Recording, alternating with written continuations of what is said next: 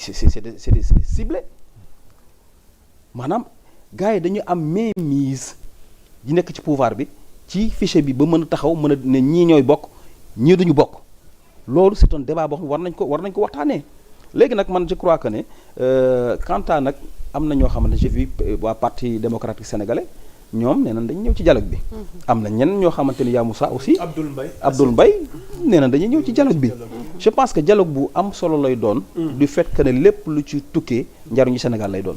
macha allah jëwriñ Dia Sy. oui je pense que ñëpp wax nañu. l'essentiel oui ci dialogue bi ah.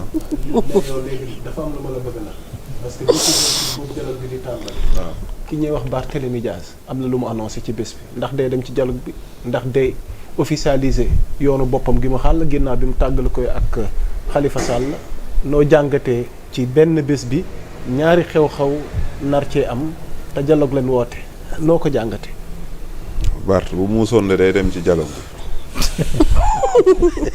nga ne ma. dégg nga li ma la wax kañ. bu muusoon day dem ci dialogue bi. mooy seen échappatoire. au moins mu def lu intelligent.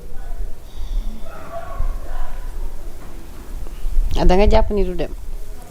ah moom muy woote à côté ne day def xawma lan manifestation xawma lan lu mu woote à côté amul lu mu woote à côté ni moom lay def. non mais def ni vrai kii bi révolution bi mu ngi commencé le 28. ku révolution lu muy révolutionné kan mooy révolutionné ban sens la ba lan moo xew ci dëkk bi ba muy révolutionné. moom révolution ko fi dindi. ba pare defaat na cap sur 2029. moom révolution moo ko fi dindi. Bart xamul boppam waay mu tuddati jàllal ci beneen affaire Bart il fait partie du passé ormai. conjugué au passé. yaa Moussa c'est bon. c'est bon jàllal Bart moom graaw. doy Abdoulaye waaw moom la ciy doon non damay jeexale ak Bart bi rek maanaam à côté du dialogue sur le système politique. Tu sais, quand il annonce la vraie révolution, je sais pas, commence le 28. waaw Barthélémy Dias nee na la vraie révolution commence maanaam le 28 bi. À lui de donner les tenants les ndax les leçons du passé tey servir nañ ko mu war a mën a ubbi un nouveau chapitre sur sa carrière politique. à lui de donner les tenants les aboutissants si li mu bëgg wax. Tu sais wax naa la ko fii taxaw ñoom ñaar bu dee dañuy xaajali ko. ñi nga xaajali ko jamono yi nga xam ne sur le plan politique dañoo dégringolé sur le plan électoral dañoo dégringolé.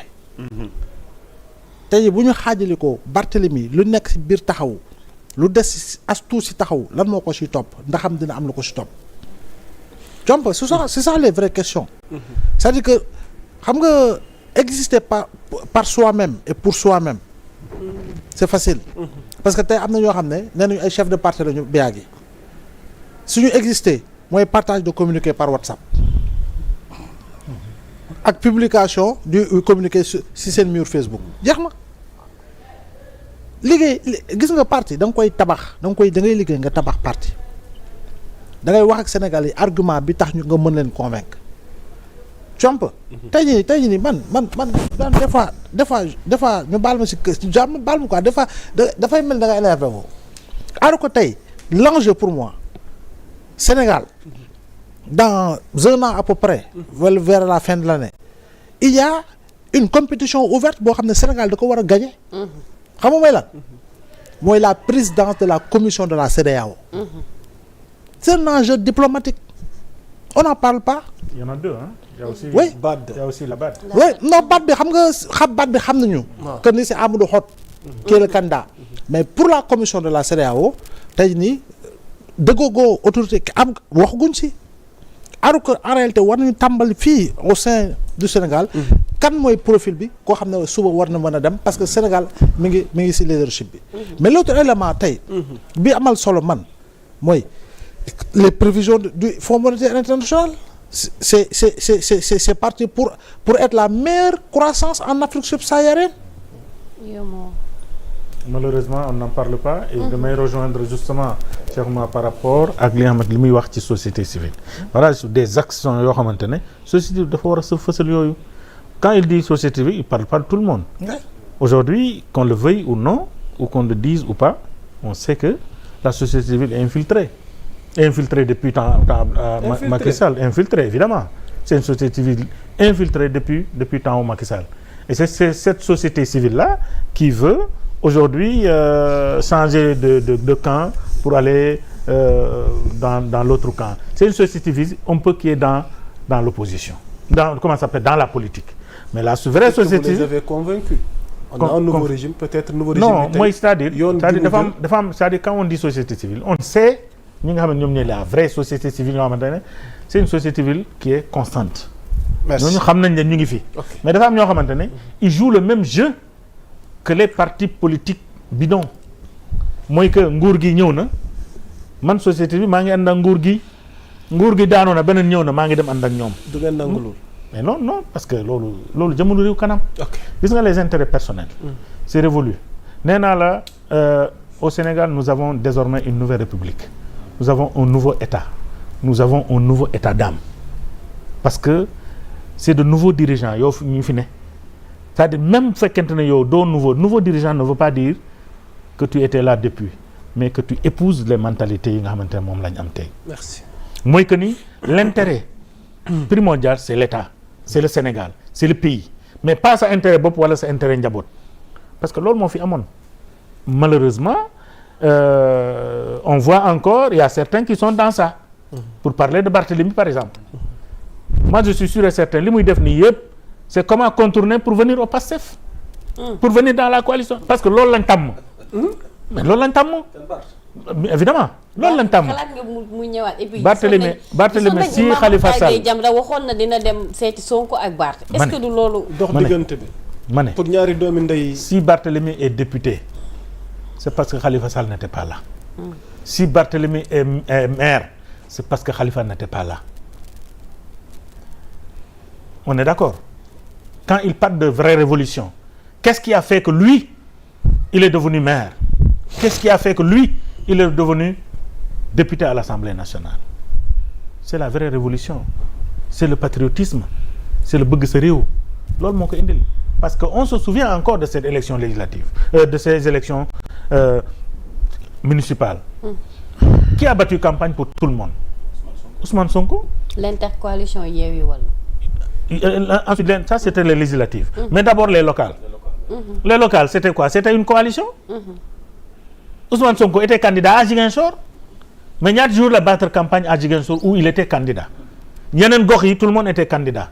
Même à Dakar fii Ousmane Sonko a battu campagne pour que Khalifa Sall gagne. Pour que Barthélémy Dias soit maire.